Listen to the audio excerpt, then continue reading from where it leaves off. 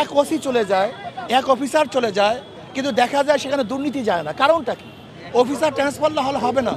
সেখানে মানুষ আদর্শভিত্তিক, ন্যায়ভিত্তিক, চরিত্রবান লোক যতদিন পর্যন্ত চেয়ারে না বসবে ততক্ষণ পর্যন্ত এদেশ কোনোদিন নীতি আদর্শের কোনোদিন প্রতিফলন ঘটবে না। দেখেন, আমাদের 2 দিন আগে 2 দিন পরে সময় নিয়ে আমাদের কোনো মাথা ব্যথা নেই। আমরা চাই একটা নিরপেক্ষ গ্রহণযোগ্য নির্বাচন।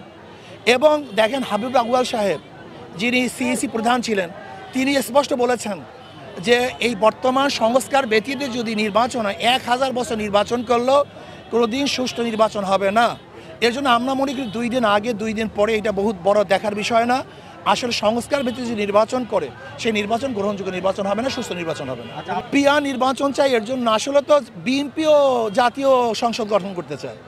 আর জাতীয় সংসদ গঠন করার জন্য প্রয়োজন কি? সবাইকে মিলে, আর সবাই সংসদে যাওয়ার সবচেয়ে উত্তম পদ্ধতি হলো পিয়ার যদি নির্বাচন হয়, পিয়ার সিস্টেমের সংখ্যানুপাতিক হারে নির্বাচন হয়, তাহলে সকল আদর্শের মানুষগুলি সংসদে যেতে পারবে। তাহলে সর্বজনীন সংসদ হবে। আর সর্বজনীন সংসদ যদি হয়, তখন প্রত্যেকের দাবি দাওয়া সংসদে পেশ করতে পারবে, রাস্তায় হরতাল করতে হবে না। আমি মনে করি মব এটা খুব খারাপ একটা জিনিস, কিন্তু মব কেন হয় এইটার দিকে লক্ষ্য রাখা উচিত। মব তো আওয়ামী লীগের আমল হয়েছে। আপনি কি মনে করছেন আয়নাঘর কি মব নয়? নির্বিচার মানুষকে যখন হত্যা করে সেটা কি মব নয়? যখন মানুষকে গুম করে সেটাও কি মব নয়? এরকম অত্যাচার অবিচার তো আমিও তো মবের শিকার হয়েছিলাম, আমাকেও তো অ্যাসাল্ট করা হয়েছিল। কাজে আমি মনে করি যে মব এই সংস্কৃতি বন্ধ করা উচিত, আর মব যেন না হয় সেই ব্যবস্থা গ্রহণ করা উচিত। আপনারা দেখতেছেন সাংবাদিকদের প্রতিদিনের আমরা নিউজে কি দেখছি, বাংলাদেশের মানুষ ব্যবসা করতে পারতেছে না, আমাদের মা বোনদের ইজ্জত দিয়ে তারা ঘরে থাকতে পারতেছে না, আজকে যুবক সন্তানরা তারা থাকতে পারতেছে না।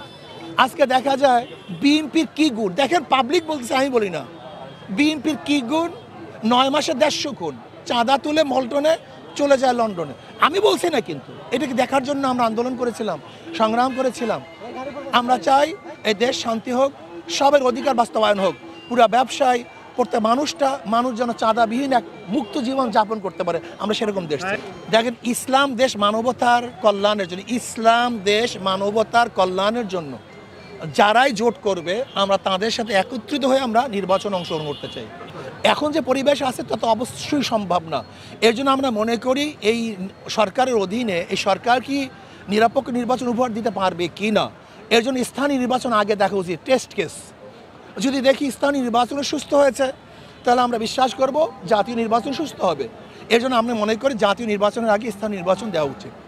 আমরা আস্থা রাখতে পারতেছি না, প্রশাসন এখনও ঢেলে সাজানো হয়নি, এখন প্রশাসনের সংস্কার আসে নাই। আমরা তো 3টা দাবি নিয়ে আন্দোলন করেছিলাম, সংস্কার, বিচার, নির্বাচন। সংস্কার, বিচার, নির্বাচন, এই 3 দাবিকে সামনে নিয়ে আমরা আন্দোলন করেছিলাম।